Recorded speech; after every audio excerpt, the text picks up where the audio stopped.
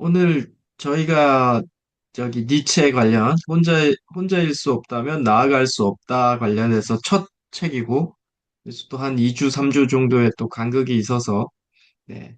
그리고 어디까지 읽어라는 얘기도 저도 안 하고 해서 오늘은 글도 3편 정도 있기 때문에 네, 앞에 어, 이, 이, 이 책을 엮은 김욱저자라는 분의 서문만 잠깐 제가 언급하고 여기도 좋은 문장들이 많아서 어, 네, 관련 낭독하고 하는 걸로 들어가겠습니다.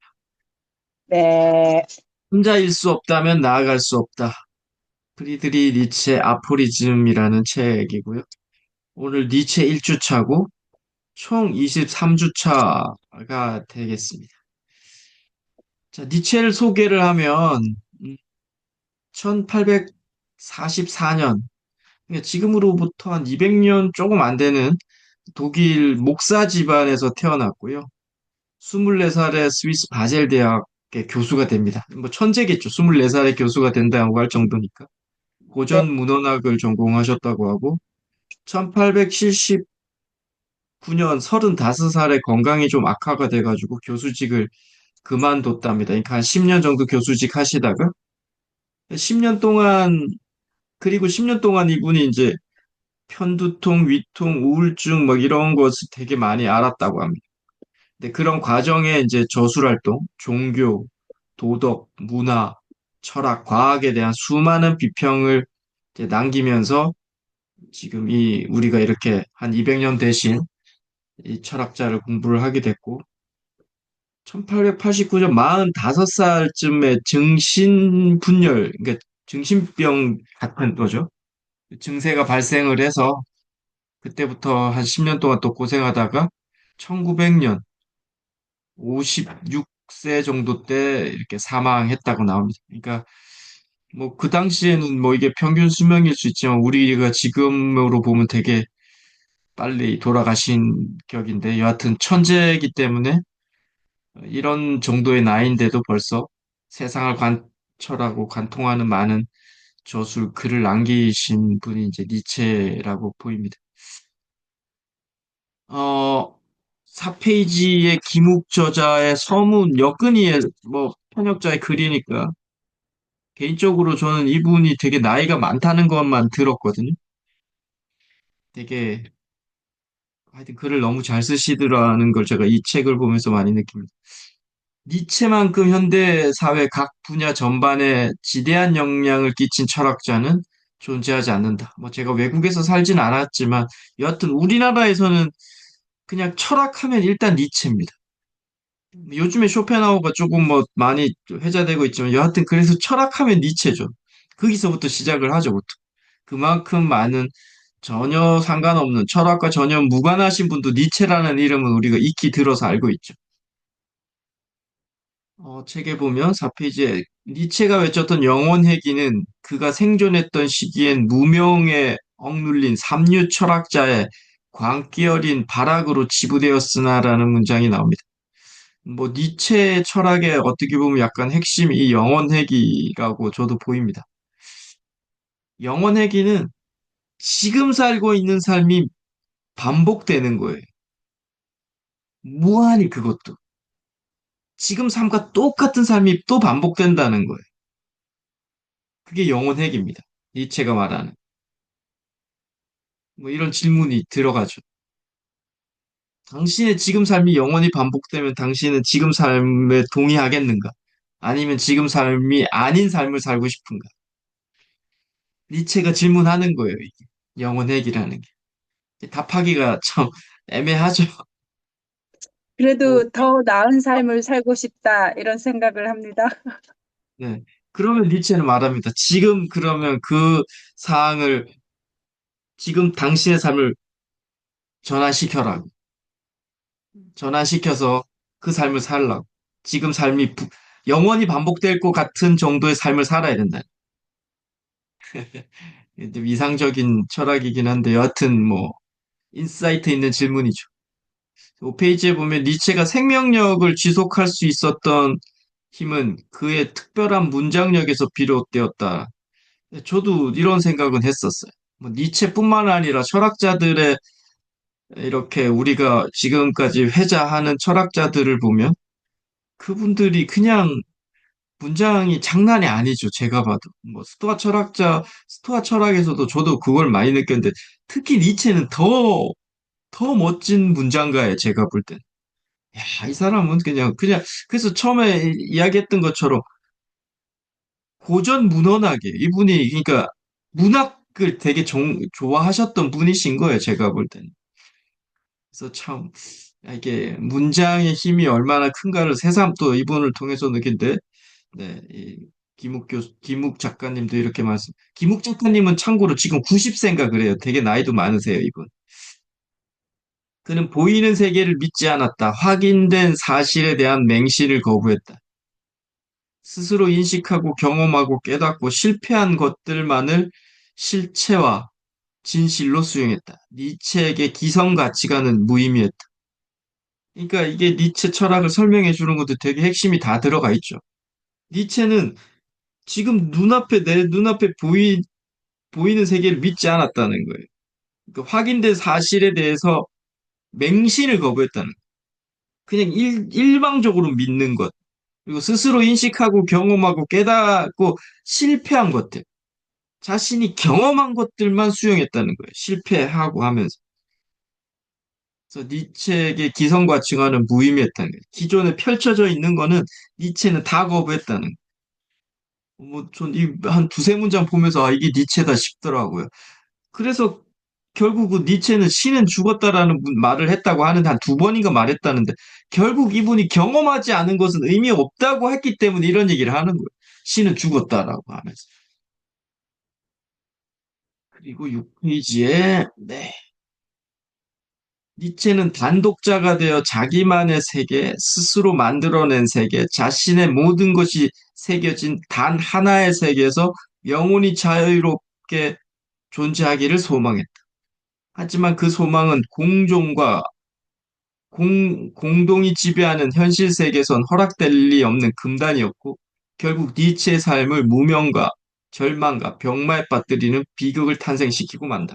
앞에서도 말한 것처럼, 니체는 자신이 만든 세계, 내가 경험했던 것만 진실이라고 느끼기 때문에 나머지는 다 허위라는 거예요. 약간 이런 거죠. 너무 자신의 세계에만 빠져서 산 철학자가 아닐까라는 생각도 저는 좀 들더라고요. 이런 문장을 보면서. 네. 하여튼 뭐, 자, 이렇게 했다고 하고 6페이지에 또 이런 문장도 나오더라고요. 산사태를 일으켜 침묵을 완성했고 순수의 참모습은 광기라고 일갈했다. 니체는 부끄러워하지 않았다. 동정을 구하지도 않았다. 그러니까 제가 뭐 니체를 뭐 전공하거나 뭐 깊이 아는 건 아니지만 이렇게 몇몇 문장들을 보면서 니체를 추론해 보면 이분은 자기 마음대로 하는 게 어떻게 보면 자유라고 생각한 게 아닐까라는 생각도 좀 들어요. 이런 거에서 순수한 참모습은 광기라는 거예요. 그 미친 게 순수라는 거예요. 우리가 보면 지금 미친 사람을 순수라고 표현하지 않잖아요. 근데 니체의 관점에서 보면 그 사람이 순수한 거예요. 자기 마음대로 하는 거니까. 미친 사람한테 사회화는 없잖아요. 자기가 그냥 내키는 대로 행동하고 내키는 대로 말하잖아요. 그게 순수라는 거예요. 그러니까 니체는 어떻게 보면 내 마음대로 하는 게 자유라고 생각한 게 아닐까라고 저도 좀 생각을. 근데 그건 자유가 아니잖아요. 우리는 사회화 시켜야 되잖아요.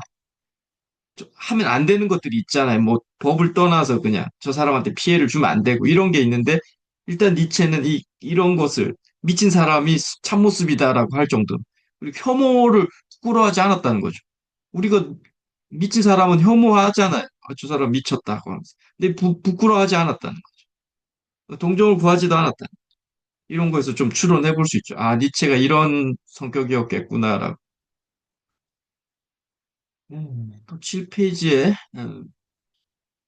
위기에 빠진 인생일수록 니체를 더 깊게, 보다 매력적으로 받아들일 수 있다.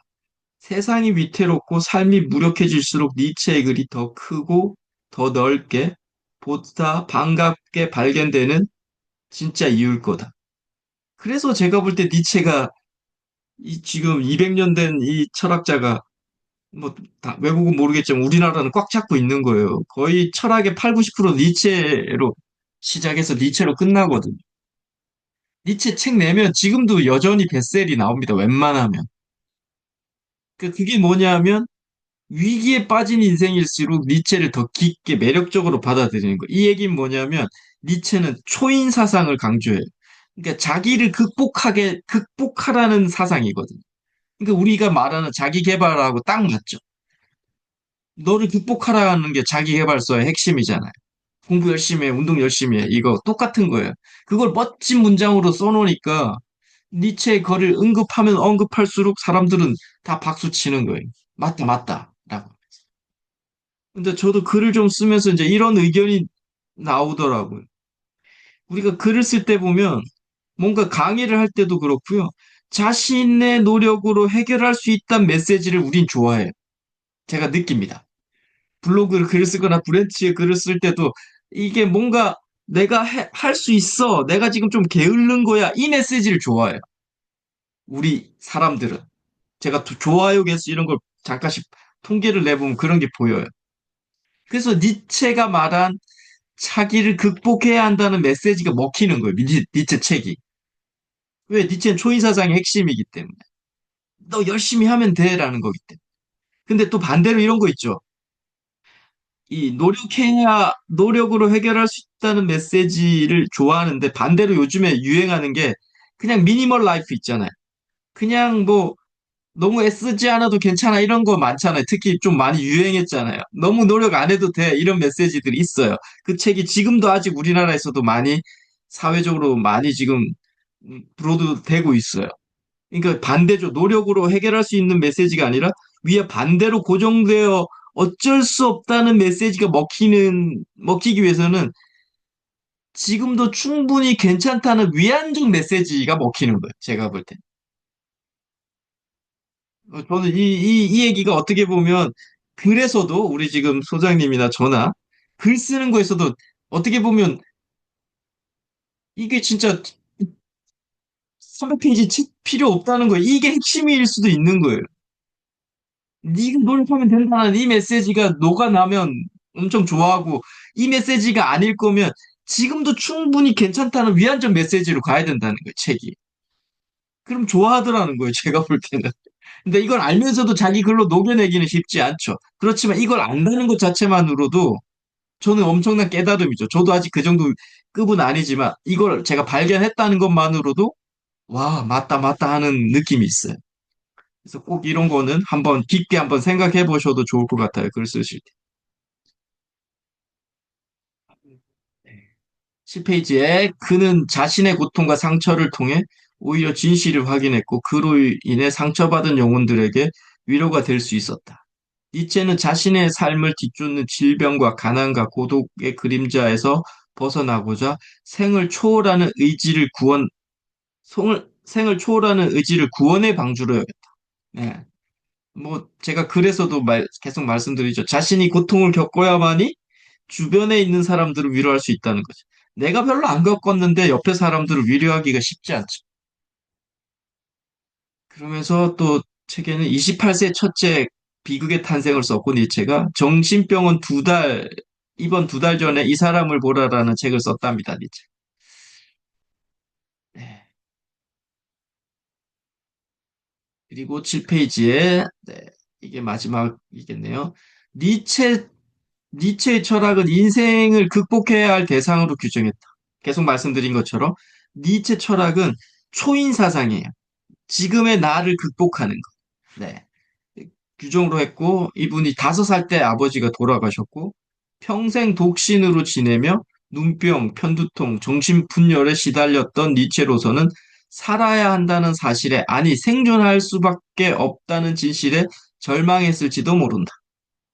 그는 절망으로 인해 파멸하지 않기 위해 초월을 갈망했고 자신이 초월의 꼭대기에 우뚝 선 초인이 될 수 없음을 자각했기에 더욱 절망했다. 여인과의 사랑이 이루어지지 않을 때마다 사랑을 부정했고 세속화된 종교로부터 아무런 위안도 받을 수 없다는 현실을 깨닫고선 자기 안의 신을 다시 한번 십자가에 못 박아 버렸다. 와, 김옥진 이 양반이라고 하기도 그렇죠. 90세시니까 되게 지금도 활동하시는데 정말 문장력 대단하시다는 생각이 들고요.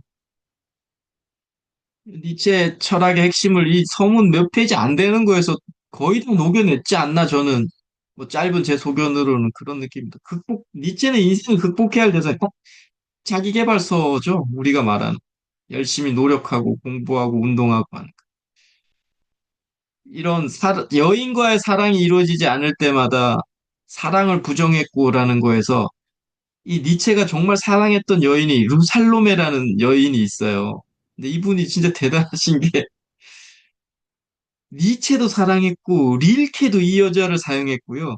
프로이트도 이 여자를 사랑했어요. 정말 한번 이 여인 궁금해서 한번 연구해 볼 만할 정도의 정말 역대급 그 당시에 정말 지성인으로 철학으로 똘똘 뭉쳐 있던 사람들이 이 루살로메에 엄청나게 빠져 있어요. 릴케도 엄청나게 빠져 있었는데 루살로메가 15일 동안인가? 한 달 동안 같이 이렇게 지내는 거. 부부관계 없이 지내는 걸로 했다가 뭐 도망갔다라는 이런 제가 일화를 봤는데 그 루살롬의 의견이 그거였어요. 더 이상 리치한테 배울 게 없어서 자기는 떠났다고 하더라고요. 지금 우린 리치를 이렇게 뭐 엄청나게 지금 파고들지만 루살롬에 한 달 살아보니 더 이상 너한테 배울 게 없다라고 느꼈다는 거예요. 그거 보면서 야 릴케도 이 여자를 좋아했고 프로이트도 이 여자를 사랑했다는 거, 야 이 여자 한번 나중에 연구해보면 재밌겠다는 생각도 들었던 것 같습니다. 여하튼 뭐 자신안의 신을 다시 한번 십자가에 못 박아 버렸다 이런 문장을 보면 이제 김욱 작가 이분도 이분도 야, 그냥 장난이 아니다라는 생각을 했습니다.